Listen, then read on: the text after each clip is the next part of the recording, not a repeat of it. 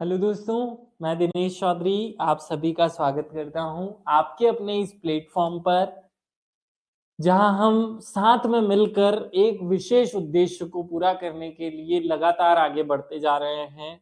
क्रमबद्धता के साथ आगे बढ़ना हमारी मूल पहचान बना, जिसके माध्यम से अपने छोटे छोटे लक्ष्यों को हमने तय करके अपनी सफलता सुनिश्चित करनी है। आप सब लोग पढ़ने का पैटर्न जान चुके हैं, समझ चुके हैं, तैयारी करने की जो ट्रैकिंग है, तरीका है, वो भी आपको समाहित हो चुका है। तो चलिए, एक नई क्लास के साथ कॉन्स्टिट्यूशन का जो टारगेट हमने रखा है कि 5 फरवरी तक इसे कंप्लीट करना है, उसे आगे बढ़ाते हुए मूल विषय पर आते हैं। भगवान श्री गणेश को याद करते हुए, श्री गणेशाय नमः कहते हुए और फिर मेरे शिक्षक सुरेश पटेल सर को नमन करते हुए हम मूल विषय पर आते हैं। आज हम मौलिक अधिकार पढ़ने वाले हैं। हो सकता है कि कुछ स्टूडेंट मुझसे ये प्रश्न पूछे कि सर, पहले दिन आपने बेसिक कॉन्सेप्ट समझाया, दूसरे दिन आपने संविधान सभा समझाई, तो फिर भाग 1 क्यों नहीं पढ़ाते, भाग 2 क्यों नहीं पढ़ाते? तो उनके लिए 2 मिनट हम बातें कर लेते हैं कि बेटा, अगर हमें पढ़ना ही है, ज्ञान ही प्राप्त करना है, तो फिर हमें यूनिवर्सिटी जाना चाहिए। अगर हमारा उद्देश्य है कि हम एमपीपीएससी को टारगेट करें, एमपीपीएससी को पास करें, तो फिर हमें बेसिकली उन्हीं बातों को पढ़ना चाहिए जो हमारे सिलेबस में है, जिनसे एमपीपीएससी प्रश्न बनाती है। और उसी ट्रैक पर चलते हैं तो हमें दिखाई देगा कि संविधान में केवल 5-6 चैप्टर बेसिक रूप से हमें दिए गए हैं। संविधान सभा, फिर मौलिक अधिकार, फिर नीति निर्देशक तत्व, फिर संसद, राष्ट्रपति, न्यायपालिका और संविधान संशोधन। इसके अलावा संविधान का जो मध्य प्रदेश वाला भाग है, वहां से कुछ और बातें हमसे पूछी जाती हैं। तो इससे आपको ये समझना है कि अपने दिमाग में उन्हीं बातों को भरें जो हमें एग्जाम में सहायता करेगी। अनावश्यक बातों को 1 भी परसेंट हमें लेकर के नहीं चलना है, अपने दिमाग में नहीं रखना है। वंदना ने मैसेज किया कि मुझे एक डाउट है, तो बेटा पूछ लो। और श्वेता ने वो किया है कमेंट कि ऑब्जेक्टिव लगाए सारे बन गए। ठीक है बच्चा, बहुत अच्छी बात है। अगर आप मेरी क्लास लेने के बाद ऑब्जेक्टिव लगा रहे हैं और वो सारे बन जाते हैं, तो ये हमारे लिए बहुत कॉन्फिडेंस की बात होती है कि चलो मेरे बच्चे विनर्स बने, जीता उन्होंने कुछ पाया। शुरू करते हैं। वंदना, आप अपना मैसेज बहुत अच्छे से साफ शब्दों में लिखिएगा, जो आपको डाउट है वो, या थोड़ी देर बाद भी पूछ सकते हैं। अभी हम यहाँ से कंटिन्यू करेंगे। हमें समझना है, आज जो चैप्टर हम ले रहे हैं वो आज की क्लास में खत्म नहीं होगा, वो 2 या 3 क्लास तक खींच सकता है। आज हम मौलिक अधिकारों की बात करेंगे और मैं कोशिश करूंगा कि मैं आपको वो कंटेंट प्रोवाइड करूं या वो स्तर का ज्ञान प्रदान करूं इस टॉपिक पर, क्योंकि सिलेबस का टॉपिक है। तो एक भी प्रश्न हमारा एग्जाम में ना छूटे, वो भले यूपीएससी लेवल का प्रश्न बना ले या किसी जहां लेवल का प्रश्न बना ले, यहां से हमारा कोई प्रश्न ना छूटे। इस लेवल पर मैं जाने की कोशिश करूंगा। आप लोग मेरा सहयोग करें, समय समय पर डाउट्स पूछते रहें, बीच में डिस्टर्ब थोड़ा सा करने का प्रयास कर, लेकिन थोड़ा सा ध्यान रखकर मेरा लिंक ना टूटे। पूछ सकते हैं प्रश्न। चलिए मूल विषय पर आए, मौलिक अधिकार। इस मौलिक अधिकार शब्द का क्या अर्थ है? वंदना, तुम्हारा डाउट मैं अभी पढ़ करके रिप्लाई करूंगा, पहले मूल मन की बात कह दूं। मौलिक अधिकार जो शब्द है, इसका क्या अर्थ है, ये समझने के लिए हमें इसकी परिभाषा समझनी होगी। तो चलो आप इसकी परिभाषा समझते हैं कि मौलिक अधिकार को मौलिक क्यों कहा गया, मूल क्यों कहा गया। तो इसके 2-3 अर्थ लगाए जाते हैं कि मूल अधिकार को मौलिक अधिकार या मौलिक अधिकार को मूल अधिकार इसलिए कहा जाता है क्योंकि ये व्यक्ति के चहुमुखी पूरा संपूर्ण विकास करने के लिए बनाए गए हैं। ये व्यक्ति का भौतिक, बौद्धिक, नैतिक और आध्यात्मिक सब प्रकार का विकास करते हैं, अर्थात मनुष्य का मौलिक रूप से विकास करते हैं, इसलिए इन्हें मौलिक अधिकार कहा जाता है। ये बात आपको दिमाग में रखनी है कि मौलिक अधिकार को मौलिक अधिकार क्यों कहा जाता है। तो मौलिक अधिकार को मौलिक इसलिए कहा जाता है क्योंकि ये मनुष्य की मौलिक, मूलभूत, आधारभूत आवश्यकताओं को पूरा करने के लिए प्रदान किए जाते हैं। मनुष्य की 4 प्रकार की मूल आवश्यकताएं होती है: भौतिक, बौद्धिक, आध्यात्मिक और नैतिक, इन चारों को पूरा करने के लिए जो अधिकार बना वो मौलिक अधिकार कहलाया। ये एक थ्योरी है। दूसरा, मौलिक अधिकार इसलिए भी मौलिक कहे जाते हैं क्योंकि इनका उल्लेख देश की मौलिक विधि कौन सी है जिससे सब कुछ बना, और वो संविधान है। तो क्योंकि संविधान अर्थात मौलिक विधि में इनका वर्णन है, इसलिए इनको मौलिक अधिकार कहा जाता है। एक थ्योरी ये भी है कि मौलिक अधिकार इसलिए मौलिक है क्योंकि ये अनुउल्लंघनीय है, इनका कोई उल्लंघन नहीं कर सकता, क्योंकि संविधान खुद इनके पीछे सिक्योरिटी प्रदान करता है कि भैया अगर आपके अधिकारों का हनन होगा तो मैं खड़ा हूं।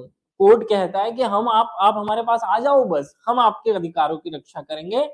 इसलिए इनको मौलिक कहा जाता है, मतलब जिनको कोई खत्म नहीं कर सकता, जिनको कोई अतिक्रमण नहीं कर सकता, जिनमें कोई संशोधन नहीं कर सकता, वो मौलिक कहलाता है।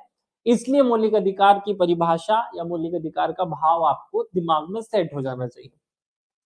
ये बात आपको बहुत अच्छे से समझ में आए, इसके लिए मैं इस बात को बहुत अच्छे ढंग से समझाने की कोशिश करूं। केवल मौलिक अधिकार समझाने से मौलिक अधिकार समझ नहीं आएगा, आपको जितने भी वैरायटी के अधिकार होंगे वो सारे समझाने पड़ेंगे। आज की तारीख में दुनिया में 5 प्रकार के अधिकार या 5 नामों से अधिकारों को दिया जाता है। सबसे पहला होता है प्राकृतिक अधिकार। प्राकृतिक अधिकार समझ लो, इन पांचों को समझेंगे तो मौलिक अधिकार खूब अच्छे से समझ में आएगा। मौलिक अधिकार में प्राकृतिक अधिकार एक वैरायटी होती है, या अधिकारों में एक वैरायटी प्राकृतिक अधिकार है। वो अधिकार जो इस पूरी दुनिया में भगवान ने, प्रकृति ने, ईश्वर ने हमें दिया। प्रकृति ने मतलब चांद, सूरज, जैसे सूरज की रोशनी, जैसे हम जो ऑक्सीजन लेते हैं, हवा, हम जो पानी पीते हैं, जमीन, मिट्टी, वो सब जो प्रकृति ने हमें दिया, उसको पाने का या उस पर सबका बराबर अधिकार है, वो कहलाता है प्राकृतिक अधिकार। प्रकृति द्वारा जो सभी को समान रूप से दिए गए हैं, इसमें कोई भेदभाव नहीं है, जैसे खाना पीना, सूरज की रोशनी, हवा, ये सब क्या है, प्राकृतिक अधिकार का हिस्सा है। उसके अगली स्टेप बनी मानव अधिकार। सबसे नेचुरल दुनिया जब बनी थी तो प्राकृतिक अधिकार बन गए थे। उसके बाद पहली बार कुछ बना, वो था मानव अधिकार। मानव अधिकार का डेफिनेशन क्या है कि मानव के मानव होने के नाते जो अधिकार हैं, भाई मनुष्य सारे जीवों में सबसे श्रेष्ठ जीव है, तो सारे जीवों में सबसे श्रेष्ठ जीव मानव को मानव होने के नाते जो अधिकार मिलेंगे, वो सब अधिकार क्या कहलाएंगे, वो कहलाएंगे मानव अधिकार। जैसे प्राण का अधिकार, विचारण का अधिकार, थ्योरी ऑफ नेचुरल जस्टिस भी कहा जाता है, और कोर्ट में इसे बहुत बार बोला जाता है, मानव अधिकार, मूल अधिकार बहुत बार बोला जाता है। लेकिन मैं आपको ये डिफरेंस ही समझाना चाहता हूं कि मानव को मानव होने के नाते जो मिला, यहाँ किसी देश से मतलब नहीं होता कि वो अमेरिका का नागरिक है, कि वो भारत का है, वो तो मानव है इसलिए उसको मिलना चाहिए, वो अधिकार मानव अधिकार है। क्लियर हो गया पॉइंट। अब आते हैं मूल अधिकारों पर। मूल अधिकार किसे कहते हैं? एक देश द्वारा या किसी राज्य द्वारा, देश द्वारा अपने नागरिकों, अपने लोगों को, बहुत ध्यान से सुनना, किसी देश द्वारा अपने व्यक्तियों या अपने नागरिकों को विकास के पूरे अवसर उपलब्ध कराने के लिए जो मूल अधिकार, जो बेसिक, मूल माने यहां बेसिक शब्द से है, जो मूलभूत, आधारभूत, बेसिक अधिकार दिए जाते हैं, उन अधिकारों को ही क्या कहा जाता है, मूल अधिकार कहा जाता है। मूल अधिकारों में परिवर्तन करना बहुत ज्यादा कठिन होता है, इनको परिवर्तन नहीं किया जा सकता, उनमें बहुत परिवर्तन करना कठिन होता है, और इन्हें समाप्त करना तो पॉसिबल ही नहीं होता है। इनके लिए हम कोर्ट जा सकते हैं। ये तीसरी वैरायटी का अधिकार है। पहले प्राकृतिक समझा जो सबसे बड़ा है, फिर उसके अंदर आया मूल मानव अधिकार, फिर जब मनुष्य का और विकास हुआ तो फिर उससे अगली स्टेप पर पहुंचे मौलिक अधिकार, फिर जब इनका और विकास हुआ तो अगला आया संवैधानिक अधिकार। संवैधानिक अधिकार वो अधिकार है जिनका वर्णन संविधान में है। तो अब प्रश्न उठेगा कि क्या मौलिक अधिकार संवैधानिक अधिकार नहीं है? लेकिन संवैधानिक अधिकार और भी होते हैं। मौलिक वो है जिन्हें कहकर कहा गया कि ये मौलिक है। संवैधानिक अधिकार में जैसे वोट डालने का अधिकार हो सकता है, बहुत सारी बातें हैं जो संविधान में लिखी हुई है और अधिकार के रूप में है। जैसे हमारे भाग 16 में जो है वो दिया गया है कि अनुसूचित जाति जनजाति को अलग प्रकार की विशेषताएं आर्थिक जो है उनके प्रयास किए जाएंगे, वो भी एक अधिकार है।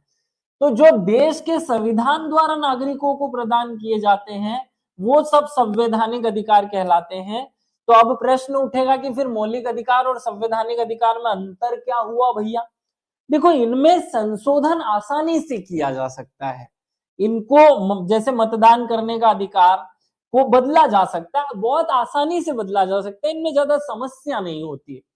इनको आसानी से समाप्त भी किया जा सकता है, ये वाद योग्य नहीं होते। इनके लेकर के आप संविधान में कोर्ट में खड़े नहीं हो सकते कि साहब मेरे संविधान में मुझे ये अधिकार दिया था जिसका सरकार ने या किसी व्यक्ति ने उल्लंघन कर दिया है। यहाँ उसका ये बिल्कुल अर्थ नहीं होता है। तो ये आपको दिमाग में रखना है कि संवैधानिक अधिकार क्या होते हैं और मौलिक अधिकार क्या होते हैं। भैया, मौलिक अधिकार वो है जो संविधान में वर्णित है और कह करके बोला कि ये मौलिक होंगे, उनको कोई छीन नहीं सकता, उनको कोई बदल नहीं सकता, उनके लिए गारंटी होती है कि भैया कोर्ट आपको दिलवाएगी, वो होंगे मौलिक। जिनका वर्णन संविधान में है संवैधानिक, और वो कुछ भी हो सकता है, उनमें गारंटी हो या नहीं हो। जैसे हमारे संविधान में संपत्ति का जो अधिकार है उसे आर्टिकल 19 से हटा करके आर्टिकल 300 क में क्यों जोड़ा? भाई ये भी तो संविधान का हिस्सा ही है आर्टिकल 300 क। यहां रखो और यहां रखो में फर्क क्या है? फर्क है ये कि इसे तो कोई समाप्त कर ही नहीं सकता, इसमें तो कोई बदलाव कर ही नहीं सकता, लेकिन 300 क में सरकार बार बार बदलाव कर सकती है, इसलिए उसे 300 में रखा। तो वो हुआ एक संवैधानिक अधिकार और ये हुआ संवैधानिक और मौलिक दोनों। तो हर मौलिक अधिकार संवैधानिक है, लेकिन हर संवैधानिक अधिकार मौलिक अधिकार नहीं है। यूपीएससी इस पर बेस्ट क्वालिटी का प्रश्न बना देता है इतनी सी बात पर। अगला एक और अधिकार आता है विधिक अधिकार। तो फिर एक प्रश्न उठता है कि भैया विधिक अधिकार क्या होता है? देखो, जो विधि बनाकर, विधि मतलब होता है कानून, विधि मतलब क्या होता है? विधि मतलब होता है कानून। तो जो कानून बना करके अधिकार प्रदान किए जाते हैं वे सब मौलिक अधिकार या सब वे अधिकार विधिक अधिकार कहलाते हैं। अब विधि अधिकार कौन कौन से हो सकते हैं? हमने एक कानून पारित किया, मनरेगा, Mahatma Gandhi national rural employment act नाम का एक कानून लाए। 2013 में खाद्य सुरक्षा अधिनियम लाया गया। तो जो संसद ने कानून बनाकर, जैसे अभी लाडली बहना को भी विधिक अधिकार बनाने की बात हुई, तो ऐसे अधिकार जो कि कानून बना करके दिए गए, संविधान में नहीं है, संविधान के उद्देश्यों को पूरा करने के लिए संसद ने कानून बनाया। जैसे आयुष्मान भारत में इलाज कराने का अधिकार, मनरेगा में जो है हमें भत्ता प्राप्त करने का अधिकार, छात्रवृत्ति प्राप्त करने का अधिकार, ये सब विधिक अधिकार है। आपको शायद इन पांचों प्रकार के अधिकारों का पैटर्न, इनका थीम दिमाग में समझ आ रहा होगा कि भैया बहुत सिंपल सी बात है कि हमारे संविधान में मौलिक अधिकार को मौलिक ही क्यों कहा गया, इनका नाम मौलिक क्यों रखना पड़ा? क्योंकि ये मनुष्य की मूलभूत जरूरतों को पूरा करते हैं, बेसिक नीड्स को। दूसरा, ये हमारे मूलभूत विधि, मूलभूत कानून, आधारभूत कानून जिससे सब जन्म लेता है, संविधान में वर्णित है। और तीसरा कि इनको कोई खत्म नहीं कर सकता, ये अपने मूल स्वरूप में है, इसलिए इनको मौलिक कहा जा रहा है। ये फंडा समझो, ये दिमाग में सेट करो, आपको ये बहुत अच्छे से समझ में आ जाएगा। तो अगर ये समझ में आ गया तो आगे की कथा बहुत अच्छे से समझ में आएगी। यदि किसी व्यक्ति का नाम मतदाता सूची विशेष गहन परिरक्षण में हटा दिया जाता है तो क्या वह कोर्ट नहीं जा सकता? बिल्कुल भी नहीं जा सकता है शैलेश, बिल्कुल भी नहीं जा सकता है भैया। आपको शासन एक निश्चित समय देता है कि इतने समय में आप ये डॉक्यूमेंट लेकर के आ जाना, तो आपका नाम शामिल करेंगे, नहीं तो नहीं करेंगे। अगर आपने वो बातें शामिल की तो आपका नाम सूची में शामिल डालेंगे, और नहीं की तो नहीं डालेंगे। अब इसमें कोर्ट क्या करेगी? कोर्ट में आप यूं कहोगे साहब मैं तो नागरिक हूं, तो भाई वही सबूत दे दे, जुड़वा देंगे तेरा नाम, क्या दिक्कत है? मौलिक अधिकार वो अधिकार है जिसमें ये टाइम लिमिट फालतू की बातें नहीं होती, देना ही है, ये कॉन्सेप्ट होता है कि कोई मतलब नहीं वो व्यक्ति भारत का नागरिक में ये डॉक्यूमेंट मिला कि नहीं मिला, उसको दो, ऐसा वाला कहा जाता है। तो ये पॉइंट समझो। अब मैं वंदना का प्रश्न ले लेता हूं। आप सब लोग थोड़ा सा अपने डाउट्स पर फोकस कर लें, ये कॉन्सेप्ट समझ में आया। लूसेंट के क्वेश्चन बुक से क्वेश्चन लगाए थे, उसमें बी आर अम्बेडकर के संविधान सभा के निर्वाचन निर्वाचन के आंसर उसमें पश्चिम बंगाल दिया है, तो गलत दिया बेटा, बहुत सिस्टमेटिक पढ़ाया है, टेंशन मत लो। मुझे पता है कि पश्चिम बंगाल दिया है, और ये कल पढ़ाते पढ़ाते मैंने बोला भी था, अगर आपका ध्यान रहा हो तो पश्चिम बंगाल से प्रस्ताव था, लेकिन चयन जो हुआ, अंतिम रूप से चयन, वो महाराष्ट्र से हुआ था। आपको एग्जाम में आंसर महाराष्ट्र ही करना है, टेंशन लेने की जरूरत नहीं है। चलो अगले पॉइंट पर आते हैं। मैंने आपको बेसिक कॉन्सेप्ट समझाया, अब अगले पोर्शन पे चलें। हमारे संविधान में कौन कौन से अधिकार हैं, मूल अधिकार जिन्हें हम कहते हैं। तो मूल संविधान, मूल मतलब क्या, मूल मतलब वो जो बना हुआ, पहली बार जो बना था, मूल संविधान कहलाया। अब तो जो संविधान है वो संशोधित संविधान है। भाई मूल किसे कहते हैं, ओरिजिनल को, जो ओरिजिनल संविधान था, जो असली पहली बार बना। मूल संविधान में 7 मौलिक अधिकारों का वर्णन था। कौन कौन से अधिकार थे? 7, कि समता, समानता, स्वतंत्रता, शोषण के विरुद्ध, धार्मिक स्वतंत्रता, संस्कृति, संवैधानिक उपचार और संपत्ति का अधिकार।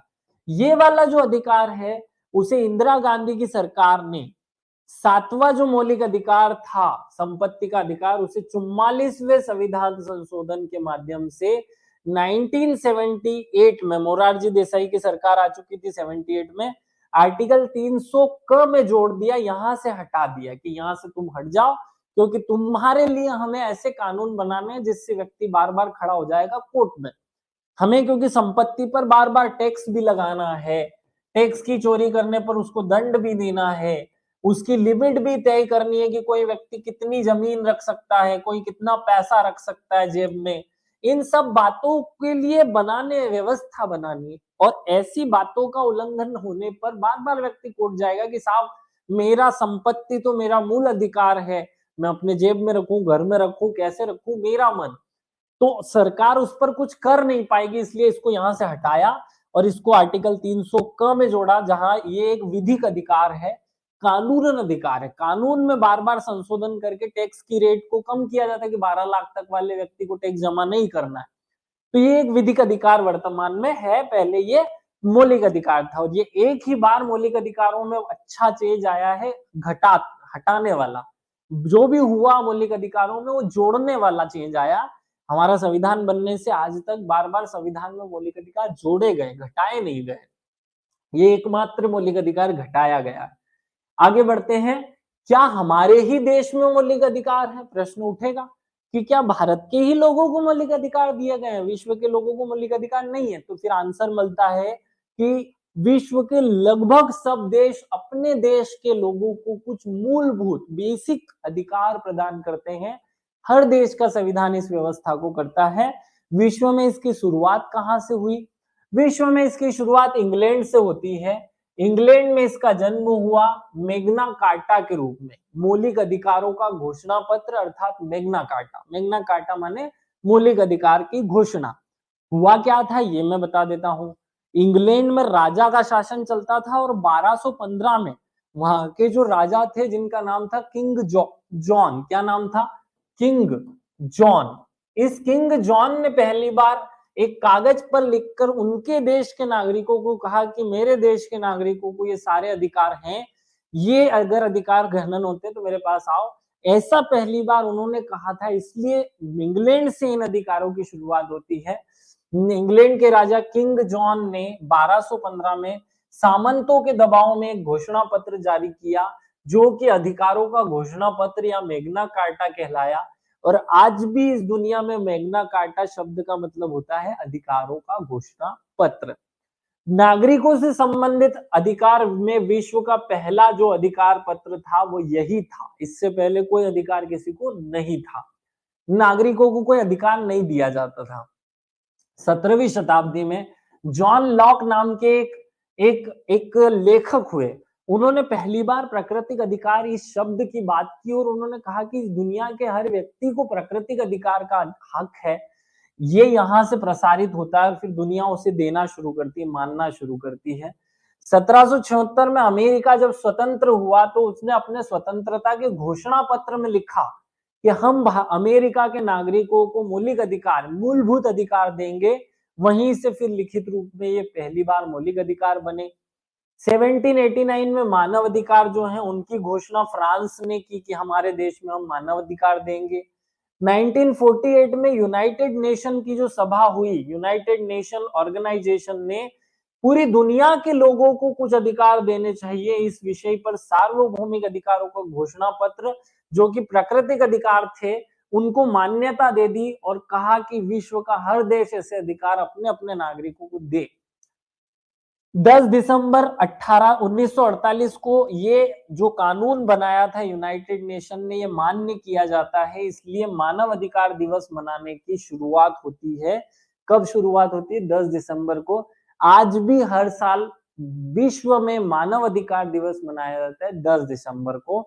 विश्व में मानव अधिकार की देखरेख करने के लिए एक संस्था भी है, मानव अधिकार संगठन नाम की, जो यूनाइटेड नेशन का एक अंग है।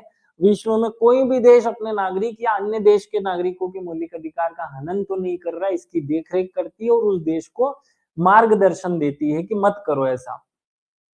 भारत में मूल अधिकार की मांग कैसे हुई, कैसे इनको संविधान में शामिल किया गया? क्या पहली बार संविधान बनाने वालों के दिमाग में ये बात आ गई थी या पहले से कोई मांग करते आ रहा था? तो उसकी बात सुनो। मौलिक अधिकारों की पहली मांग 1895 में स्वराज विधेयक नाम का एक एक्ट बनाया था तिलक ने। कौन थे तिलक? बाल गंगाधर तिलक, जिन्होंने पहली बार संविधान की मांग की थी। वही ये व्यक्ति हैं जिन्होंने पहली बार मौलिक अधिकार की भी मांग की थी कि भारत के लोगों को गुलाम बना रखा है, इनको मौलिक अधिकार तो दे दो। ऐसा प्रावधान हुआ पहली बार स्वराज विधेयक में। इसमें वाक की स्वतंत्रता, मतलब बोलने की स्वतंत्रता, इसमें निजता का अधिकार और मानव अधिकारों की मांग की गई थी। फिर आगे बढ़ते हैं। 10 अगस्त 1928 को नेहरू रिपोर्ट प्रकाशित होती है, जो जवाहरलाल नेहरू के पिताजी मोतीलाल नेहरू ने बनाई थी, और उसमें यह कहा गया था कि मौलिक अधिकारों की गारंटी सरकार को नागरिकों को देनी चाहिए। 1931 में सरदार वल्लभ भाई पटेल की अध्यक्षता में कांग्रेस का एक सम्मेलन हुआ कराची में। इस कराची अधिवेशन में जो सरदार वल्लभ भाई पटेल है, उनके सामने या उनके नेतृत्व में मौलिक अधिकारों की मांग की जाती है। ये क्वेश्चन भी बनता है कि कांग्रेस ने पहली बार मौलिक अधिकारों की मांग कब की थी? तो आंसर होगा 1931 कराची अधिवेशन। 10 दिसंबर 1948 को यूनाइटेड नेशन या यूएन महासभा में इस कारण से एक मसौदा समिति बनाई गई, और उसी मसौदा समिति ने मानव अधिकार नाम की एक चीज बनाई, जिसमें 30 आर्टिकल 30 अनुच्छेद हैं, बहुत अच्छे अनुच्छेद हैं और पूरे विश्व के लोगों को प्रदान किए गए। यहां से शुरुआत होती है मौलिक अधिकार, मानव अधिकार की। फिर देश अपने लोगों को देता है मूल अधिकार। मूल अधिकार से संबंधित कुछ फैक्ट्स आपको याद होने चाहिए, जैसे यहां लिखा हुआ है। मूल अधिकारों का वर्णन भारतीय संविधान में कहां है? तो आप इस शब्द को लिखो मौलिक। कितने शब्द हैं? 1 2 3, 1 2 3। तो भारतीय संविधान के भाग 3 में इनका वर्णन होगा, ये याद रखना। फिर मूल अधिकारों का मैग्ना कार्टा मतलब अधिकारों का घोषणा पत्र किसे कहा जाता है? तो वो जो ब्रिटेन के राजा ने घोषित किए थे, शुरू किए थे, उनको। मूल अधिकारों या मूल संविधान में अधिकार कितने थे? 7। वर्तमान में कितने हैं? 6। क्वेश्चन पूछा जा सकता है ना कि भाई मूल संविधान में मौलिक अधिकार कितने थे? 7। वर्तमान में कितने? 6। बी आर अम्बेडकर ने संवैधानिक उपचारों के अधिकार को संविधान की आत्मा कहा है। ये हमको सबको रटा हुआ है, याद भी है। मूल अधिकार जो हैं उनके बारे में 2 बातें याद रख लो कि मूल अधिकार जनता के लिए सकारात्मक होते हैं और सरकार के लिए नकारात्मक होते हैं। क्यों? क्योंकि जनता को तो कुछ करने की छूट दे रहे हैं कि हाँ, आपको बोलने की स्वतंत्रता होगी। ये क्या हो गई? जनता को फायदा मिल गया ना, मतलब जनता के लिए क्या हो गए? सकारात्मक। और ये सरकार पर रोक लगाती है कि सरकार किसी व्यक्ति की आवाज नहीं दबा सकती, क्योंकि उस व्यक्ति को बोलने का अधिकार है। तो सरकार के लिए तो नकारात्मक होते हैं और व्यक्ति के लिए सकारात्मक होते हैं। तो ये याद रखना कि ये जनता के लिए सकारात्मक और राज्य के लिए, सरकार के लिए ये नकारात्मक होते हैं। मूल अधिकार असीमित नहीं होते, राज्य उन पर युक्ति युक्त प्रतिबंध भी लगा सकता है। ये असीमित नहीं, अनलिमिटेड नहीं होते हैं। सरकार चाहे तो कुछ युक्ति, कुछ विशेष परिस्थिति जन्म लेने पर इन पर रोक लगाती है। मूल अधिकार वाद योग्य होते हैं। वाद योग्य शब्द का मतलब है जिन पर कोर्ट में केस लड़ा जा सकता है, वाद दायर किया जा सकता है। कोर्ट केस को हिंदी में वाद कहते हैं, इसलिए ये वाद योग्य होते हैं, इन पर केस लड़ा जा सकता है। मूल अधिकार न्यायोचित है, ये व्यक्ति को अदालत जाने की अनुमति देते हैं, तो देते ही है। सबको पता है कि मौलिक अधिकार में संवैधानिक उपचार का अधिकार भी है।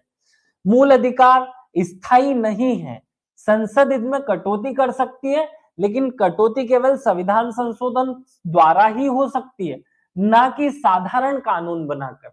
अगर संसद को इनमें कटौती करनी है तो फिर संविधान संशोधन करना पड़ेगा, ना कि कोई सामान्य कानून बनाकर। समझ आ गया होगा।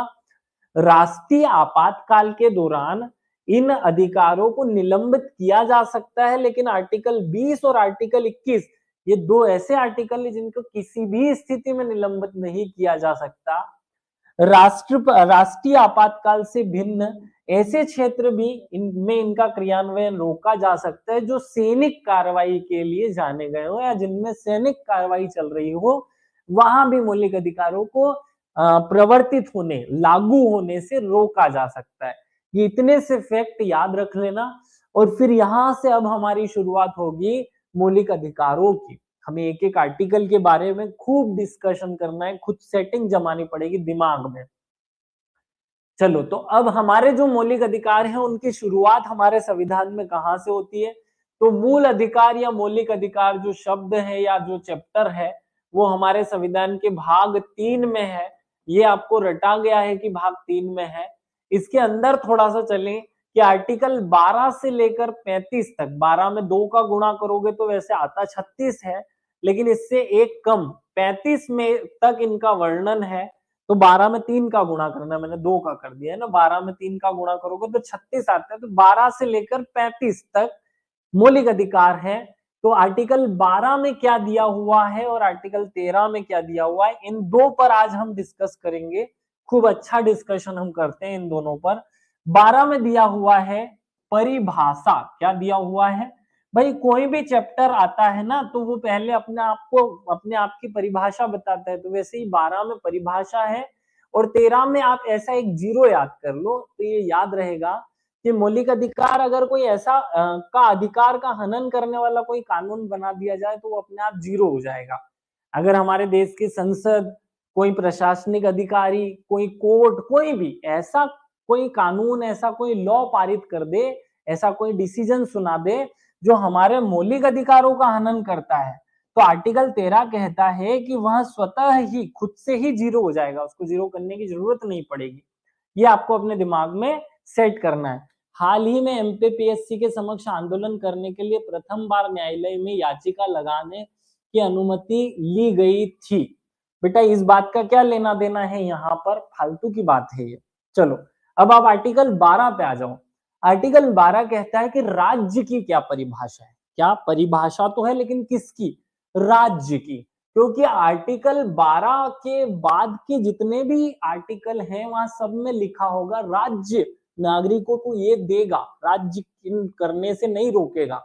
तो यहाँ राज्य शब्द का मतलब क्या है ये बताया गया है कि राज्य शब्द मूल अधिकारों से संबंधित उपबंधों में राज्य शब्द का मतलब या राज्य शब्द का मतलब इन चीजों से होगा। राज्य शब्द में भारत की सरकार, भारत की संसद, राज्य की सरकारें, राज्य के विधानमंडल, सभी स्थानीय निकाय और अन्य सभी वैधानिक निकाय जिनमें विधि बनाने की कैपेसिटी है, जो सरकार से के हिस्से हैं, जैसे एलआईसी, जैसे ओएनजीसी। एलआईसी क्या है? एलआईसी का फुल फॉर्म क्या है? लाइफ इंश्योरेंस कॉर्पोरेशन, भारत सरकार का एक अंग है। तो ये भी अपने किसी मतलब बीमा क्षेत्र के किसी बात के लिए प्रावधान कर सकता है, कानून बना सकता है। तो ऐसे सारे संस्थान जो सरकार के हिस्से हैं वे सब राज्य कहलाएंगे मौलिक अधिकारों की नजर में। सर्वोच्च न्यायालय जो है वो कहता है कि कोई भी निजी व्यक्ति, निजी इकाई या कोई भी एजेंसी जो राज्य की संस्था के रूप में काम कर रही है, राज्य का काम कर रही है, राज्य की इकाई के रूप में काम कर रही है, जैसे एक उदाहरण हम लेते हैं UID, ये आधार कार्ड बनाने का काम करने वाली भारत की एक संस्था है।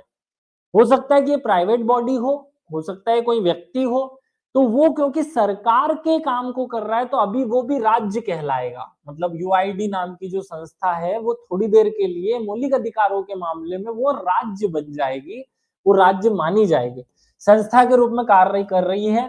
अनुच्छेद 12 के तहत राज्य में शामिल होगी। MPPSC और UPSC अगर बहुत टफ प्रश्न बनाना चाहे तो यहां से बनेगा।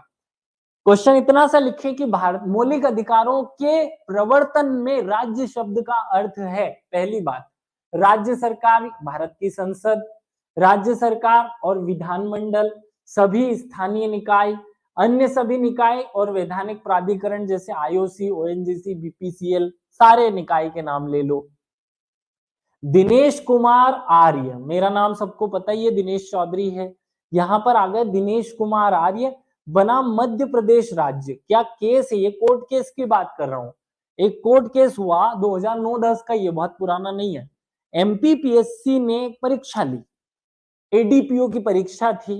ADPO की परीक्षा MPPSC ने ली और ये जो दिनेश कुमार आर्य नाम के व्यक्ति हैं, कौन है?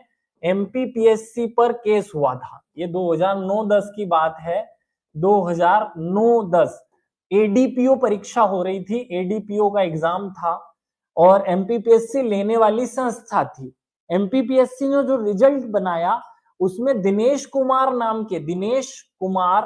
आर्य नाम के व्यक्ति जो कि विकलांग श्रेणी से थे, विकलांग श्रेणी में दिनेश कुमार आर्य को आते हैं 247 नंबर। कितने नंबर आते हैं? 247। और एक व्यक्ति जो कि उस एग्जाम में पास हुआ था उसको आते हैं 180 नंबर। तो 180 नंबर लाकर वो एक व्यक्ति पास हो गया था और दिनेश कुमार 247 नंबर ला करके फेल हो गए थे। इन्होंने MPPSC के विरुद्ध मध्य प्रदेश के हाई कोर्ट में और फिर बाद में सुप्रीम कोर्ट में केस कर दिया। तो सुप्रीम कोर्ट में MPPSC ने कहा कि भैया हमारे कानून है, हमारे रिजल्ट बनाने का पैटर्न हम बनाएंगे। तो फिर कोर्ट ने एक बात बोली कि भाई MPPSC आप जो हो ना वो राज्य के एक संस्था हो, राज्य के एक संस्था हो और राज्य के संस्था होने के कारण आप भी राज्य कहलाओगे। तो राज्य कहलाने के कारण MPPSC किसी भी व्यक्ति के मौलिक अधिकारों का हनन नहीं कर सकती है। अर्थात यहां से हमें जो सीख लेनी है, जो शिक्षा लेनी है कि MPPSC भी राज्य कहलाती है। हमारा चुनाव आयोग राज्य कहलाएगा, हमारा नीति आयोग नहीं कहलाएगा। अगर नीति आयोग राज्य के रूप में काम करेगा तो वो भी राज्य कहलाएगा, अगर वो अपनी बैठक नहीं कर रहा है तो फिर राज्य नहीं कहलाएगा। तो आपको यहाँ से एक समझ विकसित करनी है। मैं बहुत सारे कोर्ट केसेस डिस्कस करूंगा आप सब लोगों से, मजा आएगा आपको सुनने में। ये दिनेश कुमार आर्य बनाम मध्य प्रदेश राज्य वाला 2009 का केस आप गूगल भी करेंगे तो आपको समझ आएगी बातें। बहुत अच्छी अच्छी चीजें यहाँ से सीखने को मिलेगी। MPPSC ने या यूपीएससी बनाई थी इस पर एक प्रश्न। तो यूपीएससी ये क्या क्वेश्चन बनाती है कि भाग 3 के तहत राज्य शब्द में शामिल है, राज्य शब्द में शामिल है। और फिर उसने A, B, C, D ऐसे 4 ऑप्शन दे दिए कि यहाँ संसद दे दिया, यहाँ पर स्थानीय निकाय दे दिया, यहाँ पर LIC दे दिया और यहाँ पर UPSC दे दिया। और फिर 4 ऑप्शन दिए A, B, C और D। 1 2 3 1 2 1 2 3 1 2 4 और D ऑप्शन में दिया 1 2 3 4। अब आप लोग इसका आंसर बहुत आसानी से कर सकते हो कि इसका अर्थ आंसर होगा 4D। आपके दिमाग में क्योंकि सेट हो गया ना कि राज्य का मतलब क्या क्या हो सकता है।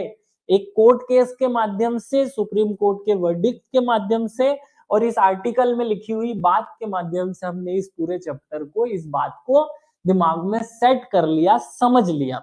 क्या मेरी इस क्लास में बैठे हुए बच्चों को आर्टिकल 12 क्या है, आर्टिकल 12 कैसे एग्जाम में हेल्प करेगा, क्या इसके अंदर से तामझाम तनाव की बात पूछी जा सकती है, वो समझ में आ गई? अगर हाँ तो हम 13 पे आते हैं। आर्टिकल 13 और ज्यादा मजेदार है।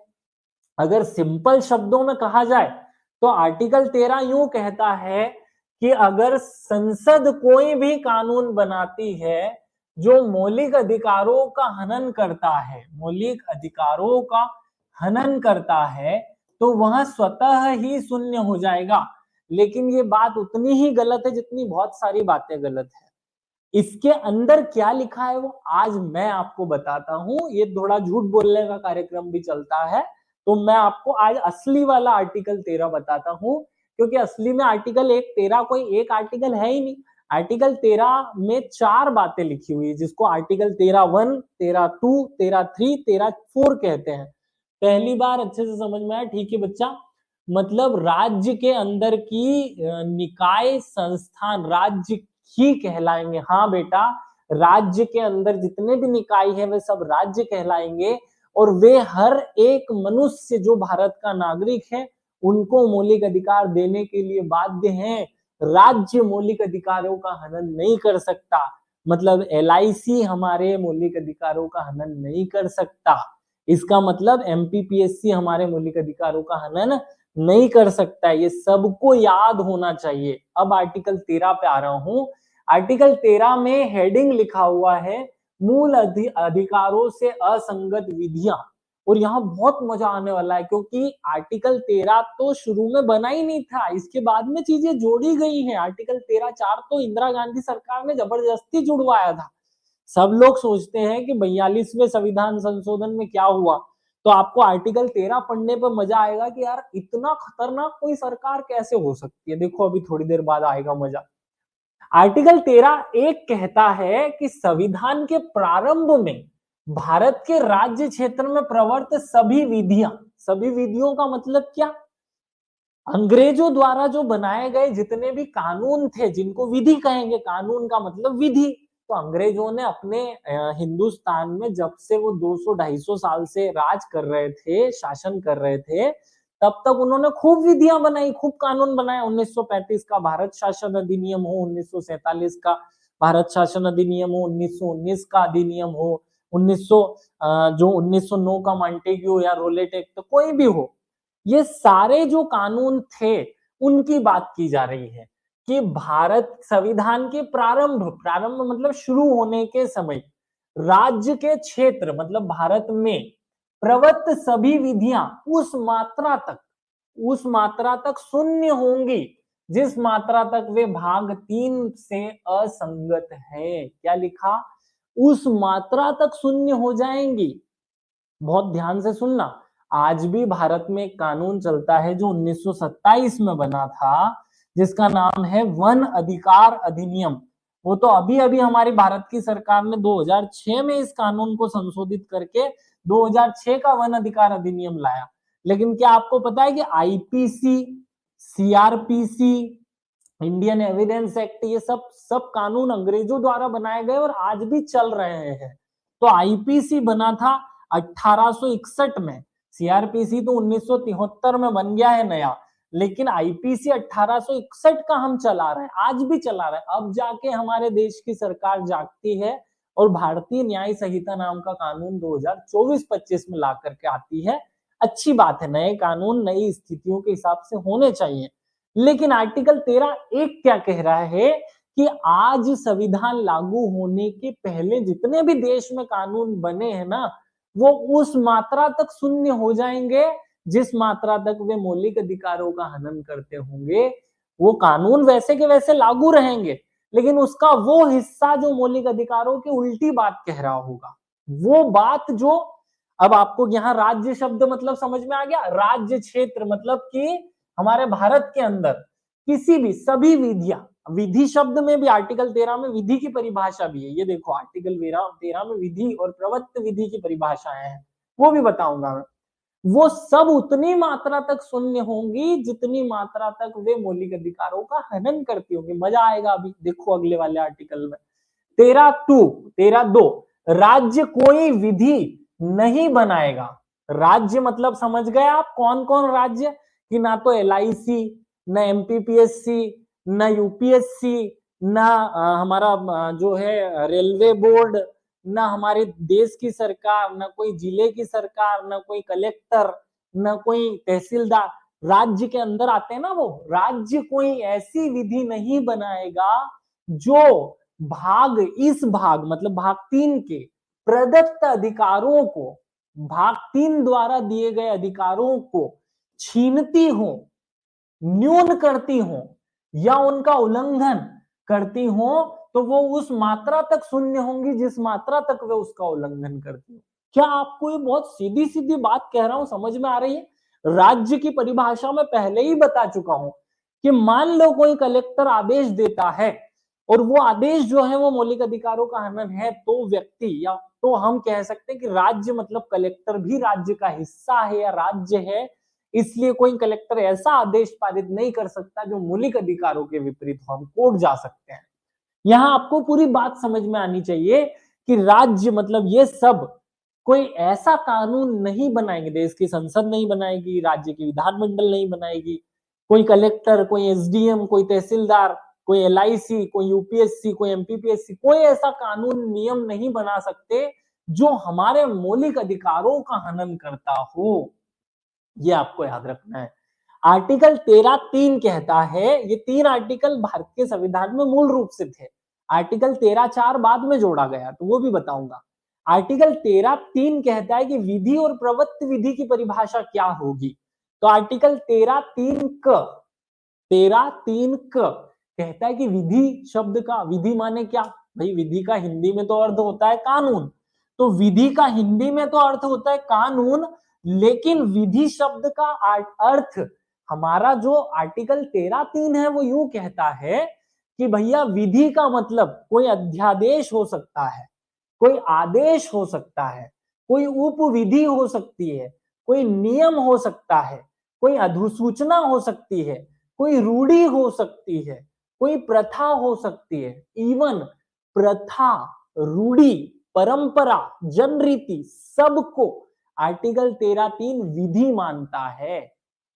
खूब खोल करके सुन लो कि अगर कर्नाटक के किसी एक जिले में 2000 सालों से एक परंपरा, एक रूढ़ी, एक प्रथा चलती आ रही थी कि लोग जो है बहुत सारे गाय बैल इकट्ठे करेंगे, उनके आगे सो जाएंगे और उनको दौड़ाएंगे अपने ऊपर से, तो अगर आज कोई एक व्यक्ति कोर्ट चले जाता है और कोर्ट को कहता है कि साहब ये प्रथा चल रही है ना, ये प्रथा हमारे मौलिक अधिकारों का हनन करती है, तो कोर्ट यूं कहेगा कि देखो बेटा, आर्टिकल 13 में विधि का मतलब रूढ़ी भी है, प्रथा भी है, और ये जो प्रथा है ये भारत के संविधान में दिए गए मौलिक अधिकार प्राण एवं दैहिक स्वतंत्रता का हनन करती है, इसलिए मैं इस प्रथा पर रोक लगाती हूं।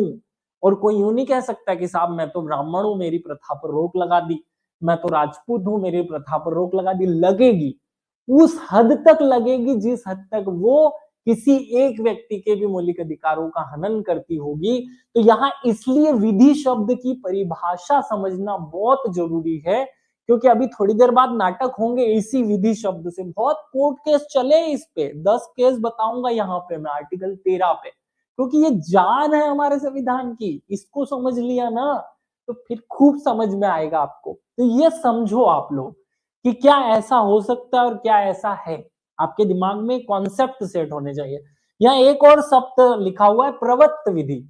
भारत के राज्य क्षेत्र में किसी विधान मंडल या अन्य सक्षम अधिकारी प्राधिकारी द्वारा बनाई गई कोई विधि जो पहले निश्चित नहीं कर दी गई हो, उसे प्रवृत्त विधि कहेंगे। 1940 में हमारे फलाने गवर्नर, जो अंग्रेज गवर्नर थे, उन्होंने एक आदेश जारी किया था, उसको प्रवृत्त विधि कहेंगे, जो चल रही होगी अभी भी। तो ये आदेश में विधि और प्रवृत्त विधि दोनों को अच्छे से समझ लेना, विधि ज्यादा समझनी है।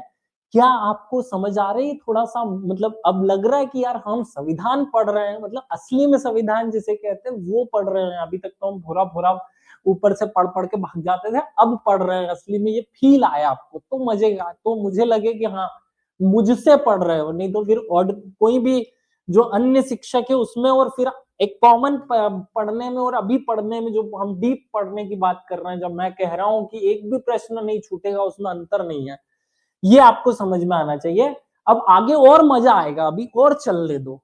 आर्टिकल 13(4) जो कि संविधान के अनुच्छेद 13 का ही एक हिस्सा है, जो बाद में जोड़ा। इंदिरा गांधी ने जबरदस्ती जुड़वाया इस आर्टिकल को कि ये आर्टिकल मुझे जोड़ना है। क्यों जुड़वाया वो अभी आपको समझ में आएगा आगे। आर्टिकल 13(4) कहता है कि इस अनुच्छेद की कोई बात, अनुच्छेद 368, अब आप सोच करके बताओ कि अनुच्छेद 368 क्या कहता है। अनुच्छेद 368 संविधान संशोधन की बात करता है, के अधीन किए गए संविधानों के किसी संशोधन पर लागू नहीं होगी। मतलब आर्टिकल 13, इस अनुच्छेद की कोई बात आर्टिकल 368 पर लागू नहीं होगी। इसका क्या मतलब हुआ? इसका मतलब कि संविधान संशोधन के द्वारा अगर भारत की सरकार कोई भी संशोधन कर देती है तो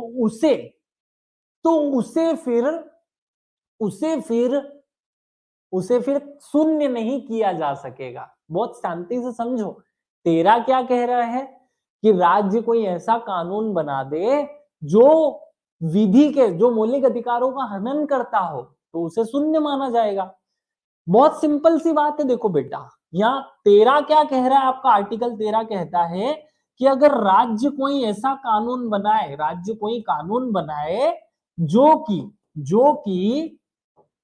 कि मौलिक अधिकारों का हनन करता हो, मौलिक अधिकारों का हनन करता हो, तो फिर वह अपने आप शून्य हो जाएगा। अपने आप चतुराई से, चालाकी से हमने अपने संविधान में एक रास्ता बता रखा है कि देखो भैया, बताया नहीं, बाद में जोड़ा, इंदिरा गांधी ने जबरदस्ती जुड़वाया। भले ही बता दूं, अभी कोर्ट केस बताऊंगा।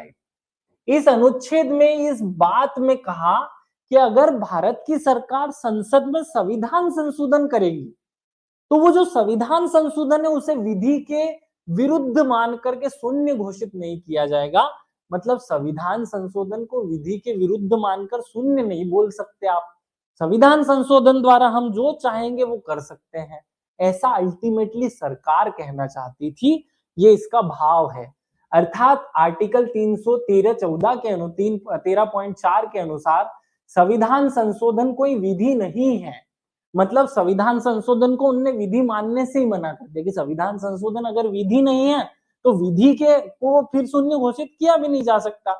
इसलिए उसे न्यायालय में चुनौती भी नहीं दी जा सकती और उसका पुनरावलोकन करके उसको शून्य घोषित नहीं किया जा सकता।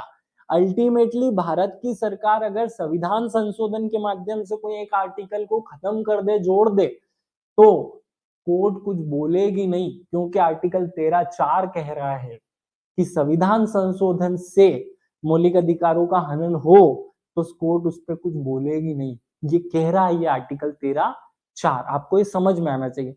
सर ये आर्टिकल 13 का अपोजिट हुआ? नहीं बेटा, आर्टिकल 13 का अपोजिट नहीं है, उसका एक हिस्सा है कि संविधान संशोधन को छूट दे रहे हैं, बाकी सबको रोक रहे हैं। ये यूं कह रहा है, यूं नहीं कह रहा कि सबको। उल्टा कैसे हो गया? तो फिर एक कोर्ट केस शुरू होता है। अब मजा आना शुरू होगा। केशवानंद भारती बनाम सर्वोच्च न्यायालय 1973 का केस, जिसने मूलभूत ढांचे की अवधारणा लाई थी ना। आगे के आर्टिकल जब पढ़ाऊंगा ना तो खोल करके बताऊंगा इस कोर्ट केस को, और मजा आएगा आपको कि केशवानंद भारती कौन थे, कहां से क्या केस आया। एससी ने संविधान संशोधन को चुनौती दी जा सकती है और यह मूलभूत ढांचे के विरुद्ध है। सुप्रीम कोर्ट ये कहती है कि कैसा बेवकूफ कानून बनाती है सरकार यार। ये मतलब ये क्या बात हुई यार कि 13(4) में आपने लिख दिया कि संविधान संशोधन से हम किसी भी आर्टिकल में कोई चेंज करेंगे तो वो अगर मौलिक अधिकारों का हनन करता होगा तो हम कुछ नहीं बोलेंगे। नहीं, कोर्ट बोलेगी। कोर्ट तब बोलेगी जब वो मूलभूत ढांचे के विरुद्ध होगा। कोर्ट सीधा अपना रास्ता कहती कि देखो भैया, मूलभूत ढांचे में कोई चेंज किया ना, केशवानंद भारती में मूलभूत ढांचे का सिद्धांत आया, तो कोर्ट कह रही है इस केशवानंद भारती के केस में कि अगर सरकार संविधान संशोधन से कोई ऐसा चेंजेस ला देती है जो मूलभूत ढांचे के विपरीत है, तो फिर हम उसे चेंज कर सकते हैं, भले आपने आर्टिकल 13(4) में कुछ भी लिख दिया हो। अब देखो मजा आना शुरू होगा। एक डिबेट में आपके सामने रख रहा हूं। ये थोड़ा सा पीले रंग से लिखा हुआ है, अगर दिख रहा हो तो बहुत अच्छी बात, नहीं तो ये मैं बोल देता हूं कि अनुच्छेद 13 और अनुच्छेद 368 में क्या अंतर संबंध है, इसको समझो, अंतर संबंधों को समझो। तो ये समझने में पिक्चर बहुत मजा आने वाली है। देखो समझना, सबसे पहले सुप्रीम कोर्ट में केस जाता है, दो केस होते हैं, सज्जन सिंह बनाम भारत सरकार और शंकरी प्रसाद बनाम भारत सरकार। ये दो केस है, शंकरी प्रसाद बनाम भारत संघ और सज्जन सिंह। ये सब केसेस में डिटेल में बताऊंगा आपको। 1954 का एक कोर्ट केस था, मैं सब पढ़ रखा है और मैं सब पढ़ा सकता हूं आपको। ये सारे कोर्ट केस पढ़ाऊंगा, मजेदार पूरी स्टोरी सुनाऊंगा, क्या हुआ, क्यों हुआ, कब हुआ, कैसे हुआ, सब बताऊंगा। अभी नहीं, समय आने पर धीरे धीरे एक एक आर्टिकल में एक एक दो दो केस खोलते जाएंगे हम। तो इस कोर्ट केस में सर्वोच्च न्यायालय ने ये कह दिया कि भाई भारत की सरकार अगर संविधान संशोधन करती है और उस संविधान संशोधन को जो है से हमारे मौलिक अधिकारों को हनन करती है, तो हम विधि शब्द में संविधान संशोधन को शामिल नहीं करते हैं। संविधान संशोधन विधि नहीं है। मतलब सीधी सीधी शंकरी प्रसाद और सज्जन सिंह में कह दिया कि संविधान संशोधन विधि जो है वो नहीं है। फिर बाद में वो गोलकनाथ केस में अपने ही फैसले को पलट देगी और गोलकनाथ बनाम पंजाब राज्य 1967 के मामले में वो यूं कहेगी कि यार संविधान संशोधन, जब कोई प्रथा विधि हो सकती है, कोई रूढ़ी विधि हो सकती है, किसी कलेक्टर का आदेश विधि हो सकता है, किसी सरपंच की कोई लेटर विधि हो सकता है, और हमारे विधानसभा द्वारा बनाया गया कानून विधि हो सकता है, संसद के द्वारा बनाया गया कानून विधि हो सकता है, राज्यपाल के या राष्ट्रपति के आदेश विधि हो सकते हैं, तो फिर संविधान संशोधन विधि क्यों नहीं है? होगे तो ये विधि है। ये इस वाले कोर्ट केस में यूं कहती है कोर्ट की संविधान संशोधन भी विधि है। अब ये इतना सा क्यों लड़ाई चल रही है यार, कि एक कहना चाह रहा है कि संविधान संशोधन विधि है और सरकार चाहती है कि सरकार कोर्ट यूं कह दे कि विधि नहीं है।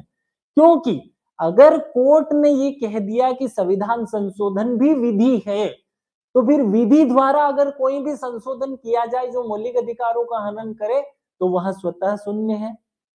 अगर संविधान संशोधन को मान लिया जाए कि वो विधि नहीं है, अल्टीमेटली सरकार को एक ताकत मिल गई कि हम संविधान संशोधन द्वारा जो कर लेंगे उसको कोर्ट छेड़ेगी नहीं, उसको कोई घोषित नहीं कर सकता शून्य। मतलब समझ गए हो ना, समझ रहे हो अपनी अंडरस्टैंडिंग।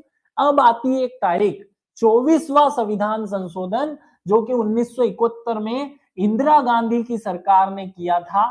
इस गोलकनाथ में जो फैसला दिया था कोर्ट ने, उसको पलटने के लिए आर्टिकल 13(4) को हमारे संविधान में जोड़ा जाता है। आर्टिकल 13(4) भारतीय संविधान का हिस्सा नहीं था।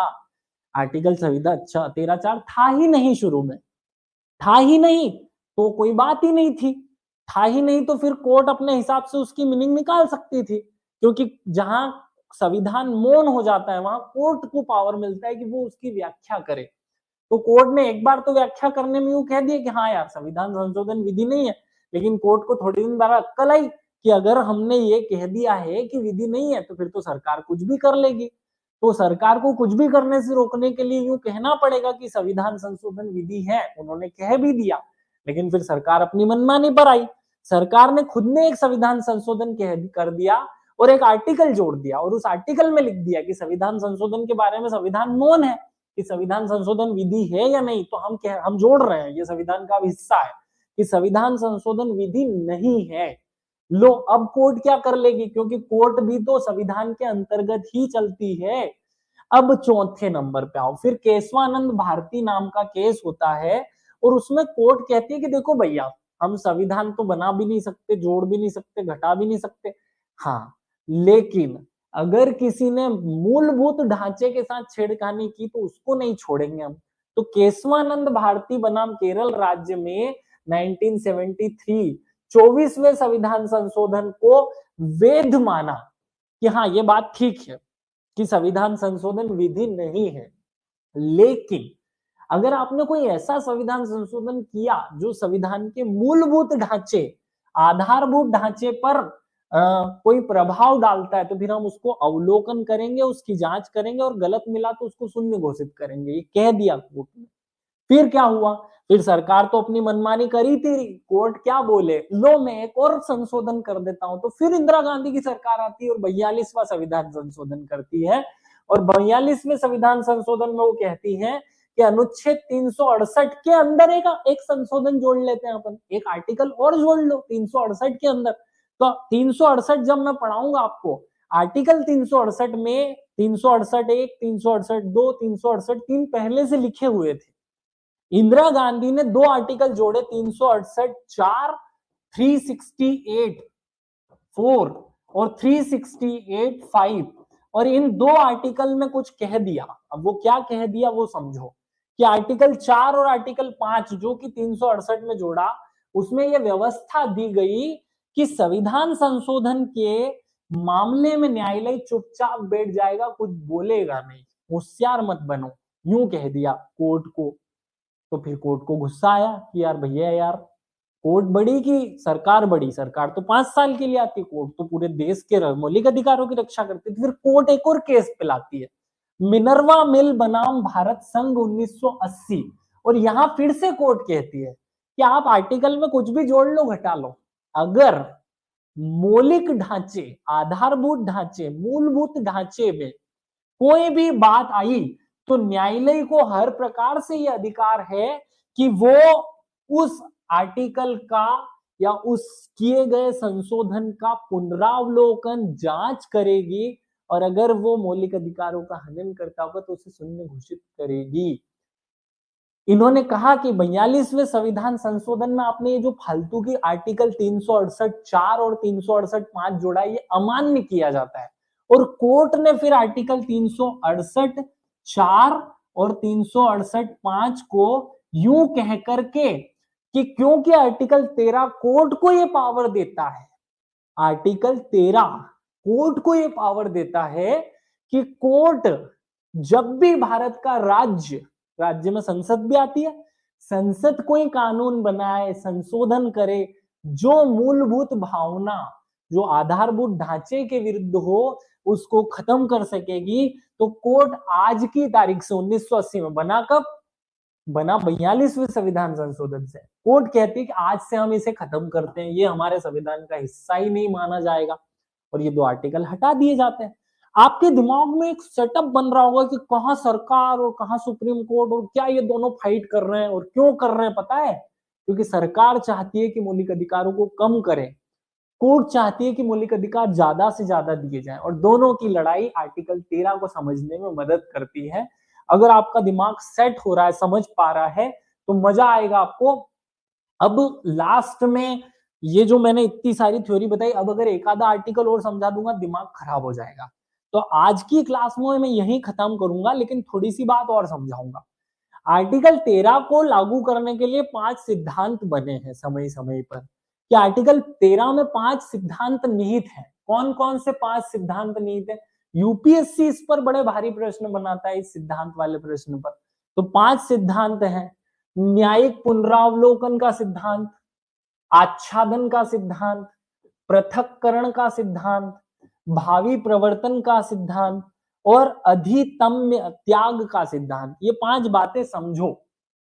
यूं कहा जा रहा है न्यायिक पुनरावलोकन में, जो कि यूएसए से हमने लिया था, द्वारा प्रतिपादित भारतीय संविधान में अनुच्छेद 13 की शक्ति आर्टिकल 32 और आर्टिकल 226 तक द्वारा पुनरावलोकन करने की बात करता है, कि आर्टिकल 13 हमारे सर्वोच्च न्यायालय को आर्टिकल 32 और हाई कोर्ट को आर्टिकल 226 से किसी ऐसी बात को बदल देने की शक्ति देता है जो कि मौलिक अधिकारों का हनन कहते हैं। और इस सिद्धांत को कहते हैं न्यायिक पुनरावलोकन का सिद्धांत। ये रट लेना आप अच्छे से। अगला बताता हूं, आच्छादन का सिद्धांत। आच्छादन का सिद्धांत मतलब जैसे छाता हमें ढक लेता है ना, ऐसे, तो छाते ने जैसे हमें ढक लिया, ऐसे इसे आच्छादन से समझो।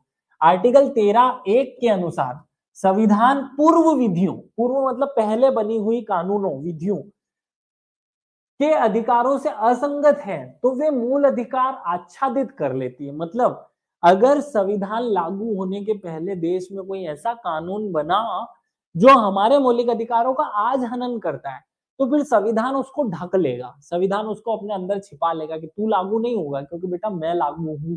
तो आर्टिकल 13 कहता है कि अगर मौलिक अधिकारों का हनन करने वाले पहले के कोई कानून हैं तो उनको संविधान ढक लेगा, उनको लागू ही नहीं होने देगा।